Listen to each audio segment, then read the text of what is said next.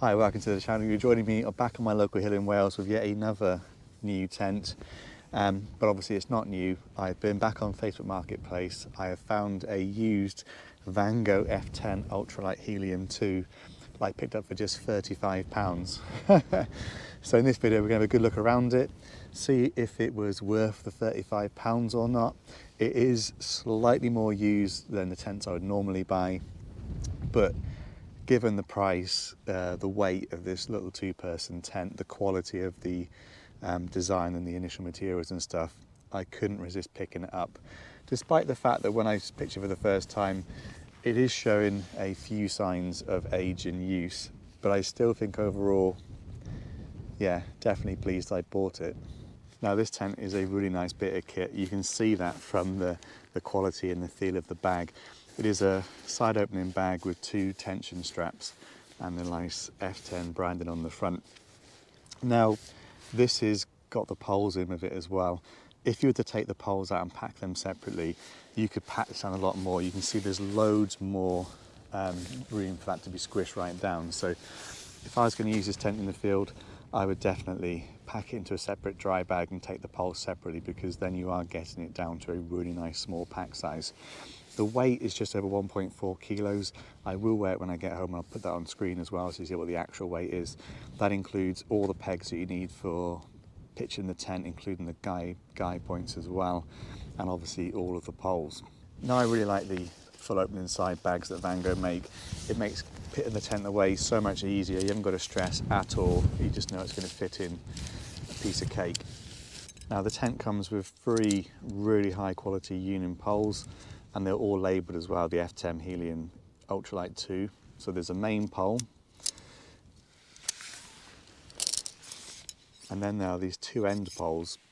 So they weigh absolutely nothing, but those are going to give you the extra height at your head end and the foot box. And what makes the tent so light is you're not using a whole overarching pole to make a tunnel tent. You're just using these 2 little light poles just to give it some height at each end. As you can see with the main pole as well, it's pre-bent in 2 places to give it a bit of extra height. It also comes with its own set of very lightweight aluminium pegs. Now obviously most people tend to upgrade their pegs when they get a tent. These are pretty light, but you can certainly go a lot stronger with them. You could go for pegs which have got a lot more ground purchase, because it is supposed to be a really robust all-weather tent. So yeah, you might want to upgrade these, but when I pitched it at home, they seem to dig in and bite fairly well, to be honest. Another good thing for British weather with this tent is, despite the fact it's ultralight, it is actually a pitch all-in-one. You could take it apart and pitch the outer separately and put the inner in afterwards, but there's really no need to. You can leave it attached. There are a couple of points which will come unattached when you pack the tent away, so you just hook those in afterwards. But that's really a piece of cake, and by that point you've got the structure of the tent up anyway, so you're out of the way of the conditions if it was raining, for example. So this tent is not a freestanding tent. You need to tension up before it's going to pitch, and this is the awkward part for me of trying to get this pole, the end pole, in, because it's really quite tight in terms of tolerances. So you should get the inner pole like that, and then you've got to try and get the bottom end into here, and I had a bit of a battle with that last time, but clearly I've got better at it. So that's how that works. It sits down like that, and then you peg it out like so. Pretty simple tent to pitch. Once you've got the 3 little poles in and you've got it a little bit pegged out, you can just peg down the other bits, and it's really easy to adjust once you've got it pitched as well. All the little tighteners and all the pegging points are really easy to adjust, so you can easily tweak and tighten it in different areas. Today it's reasonably windy up on this hill. We're at about 370 metres up here, so at least you're getting a little bit of a test. You can see how it's kind of flexing and handling a little bit of wind, but yeah, it's a little bit dirty, so that's just a bit of dust that's had a bit of water hit it. But apart from that, all the material seems absolutely fine, although the previous owner maybe had some water ingress around a couple of points, because he has glued the heck out of the point where you tie the door up, and he's also glued at the top of the door zip as well. So whether he did have a little bit of water ingress, I don't know, but he's certainly whacked on a fair amount of what looks like glue in a couple of different places. Now the doors are pretty cool. They are double zipped, so you can unzip from the top and peer out to see what the weather conditions are like, to see what's worth getting out of the tent or not. And at the bottom of the tent, to keep the zip from getting stretched and damaged, there's actually a little clip either side. So once you unclip that, then you can open the door. Obviously once you're in the tent or you're leaving the tent, you can just pop that clip back on and it just takes a strain rather than the zip. So that's a nice little feature. As I was saying earlier, you can see the interior is not quite fixed properly when you first pitch the tent. And that's just because there's a couple of little bungee ropes you need to use inside once it's pitched, just to tension that out. So all you do with that is just grab those little bungee things and then they'll hook on to the same pegs you've got the exterior pitched with.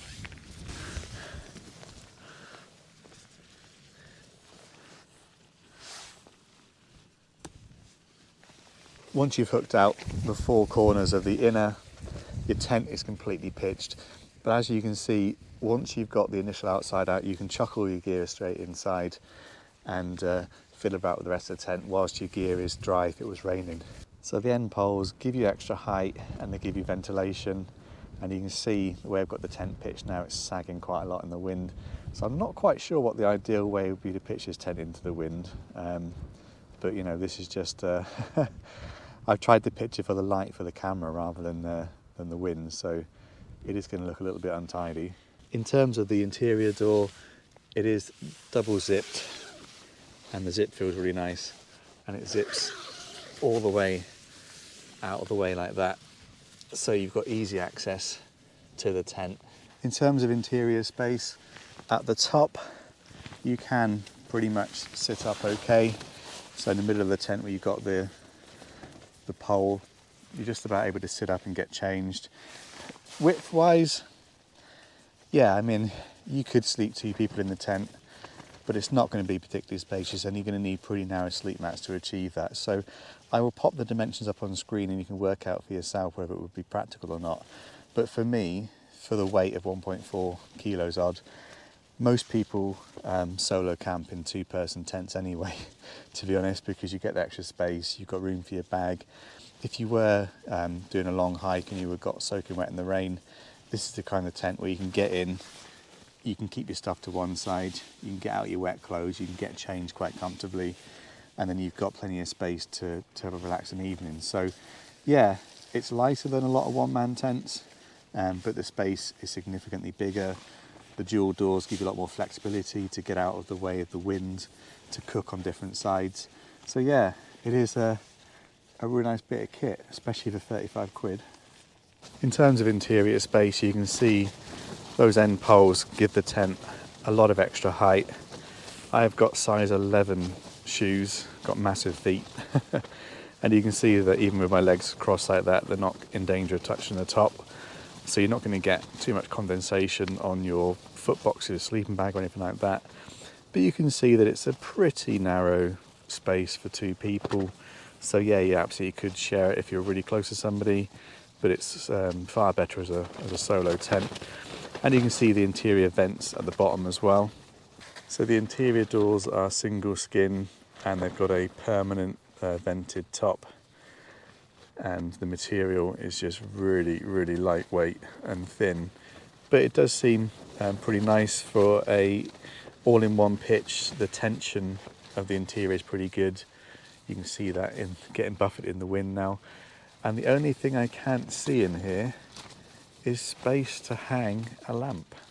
So you don't have a holder for a lamp, but you do have a pocket either side, and you have got a little tying point there where you could hang a washing line from one side of the tent to the other, and you can obviously hang a lamp off of that then. So on one side of the tent you've got a decent bit of porch for storage of a bag or maybe two. The other side of the tent you don't have that storage space, but the tent interior stretches out into it instead, so you could probably get one bag that side and one bag the other if you were using it as a two-person tent. But if you're a one-person tent, you're going to have absolutely tons of interior and exterior space.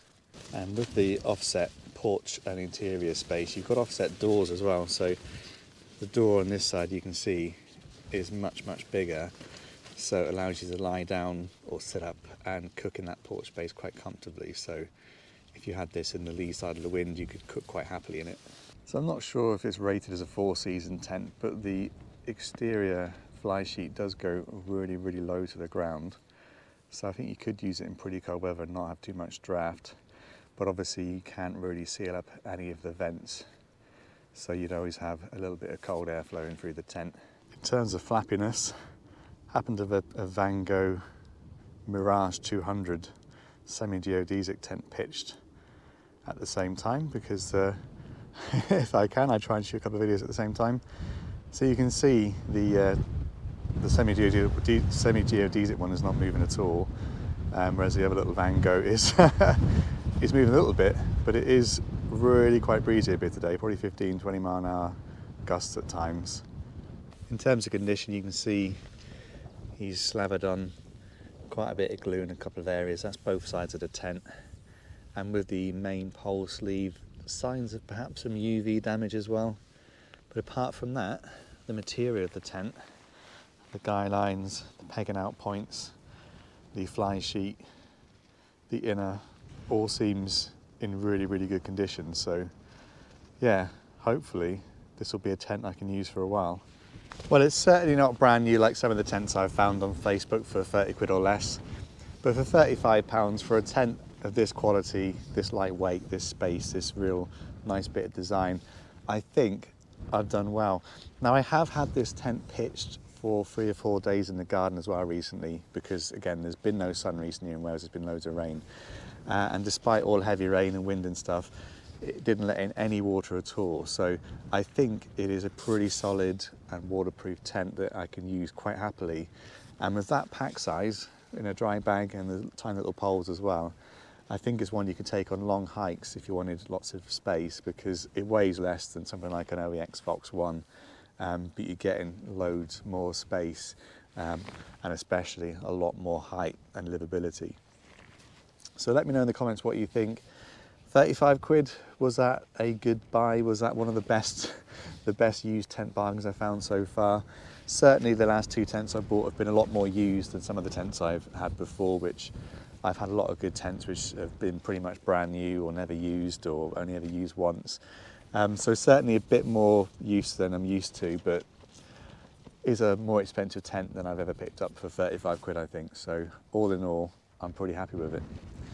Anyway, if you want to catch up with this tent again in the future, I'm going to try and use it on my next wild camp, I think, because I've got a backlog of about 7 or 8 tents I've not used yet.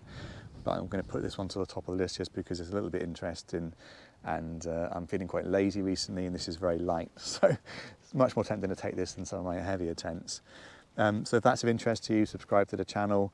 If you ever want to buy any of the tents I feature in the channel, then get in touch with me via my website, thewalkingcab.co.uk. I've always got something for sale. I've got about 23 tents currently, and I really need to start moving some on to make some money to put back into the channel. Anyway, hopefully I've covered it all. If I've missed anything, just drop a question in the comments and I'll get back to you. But yeah, if you've made it this far, huge thanks for watching, and I'll catch you in the next one.